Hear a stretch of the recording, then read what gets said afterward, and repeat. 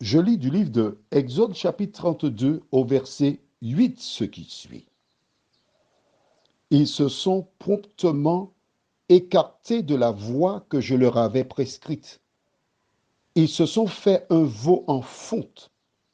Ils se sont prosternés devant lui. Ils lui ont offert des sacrifices et ils ont dit, Israël, voici ton Dieu qui t'a fait sortir d'Égypte. Prions. Seigneur, tandis que Dieu était avec Moïse, Aaron n'a pas eu la poigne pour maintenir le peuple dans la vérité. Aaron s'est laissé dominer par le peuple et ce dernier a basculé dans l'apostasie. Alors que nous lisons ce verset, que ton esprit nous aide à comprendre ce que tu désires nous dire, nous t'en prions.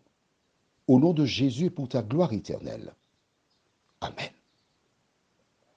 Cette histoire, les parents de Shadrach, Meshach et Abednego ont veillé à le leur apprendre. Au verset 8, nous voyons que Dieu dit, parce que Moïse ne sait pas, il ne voit pas, mais Dieu qui voit tout, lui dit, ils se sont promptement, rapidement, sans perdre un seul instant, écartés de la voie que je leur avais prescrite. Mais oui, puisque dans Exode 20, Dieu avait déjà donné la loi. Mais en l'absence de seul homme, Moïse, le peuple s'est écarté de la voie que Dieu avait prescrite. Nous savons maintenant que Dieu ne veut pas qu'il y ait des idoles. La présence d'idoles est incompatible avec l'Éternel. Dieu veut t'éclairer. Il veut te parler. Il veut te diriger, te dire le chemin par lequel tu dois marcher. Que feras-tu de cette parole?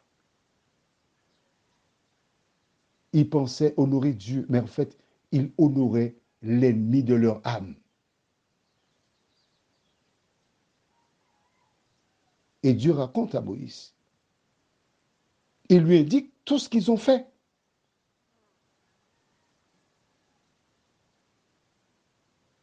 Quelle question monte à l'esprit de Moïse? Quel défi? Ce n'est pas facile de ramener les gens dans le droit chemin. Parce que dans les gènes du peuple, le péché est attaché. Pour eux, il faut de quelque chose de physique, une représentation. Exactement ce que Dieu dit de ne pas faire, c'est ce qu'ils font. L'ennemi nous incite à faire le contraire de la vérité. Quand tu as compris cela, la seule chose qui te reste à faire, c'est d'analyser tes pratiques, analyser ta vie à la lumière de la parole de Dieu.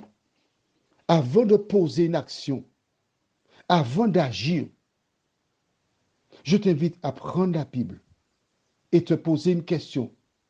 Que ferait Jésus s'il était à ma place?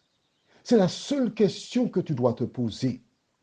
C'est la seule question qui est importante, car à son avènement, nous serons jugés en fonction de nos actions.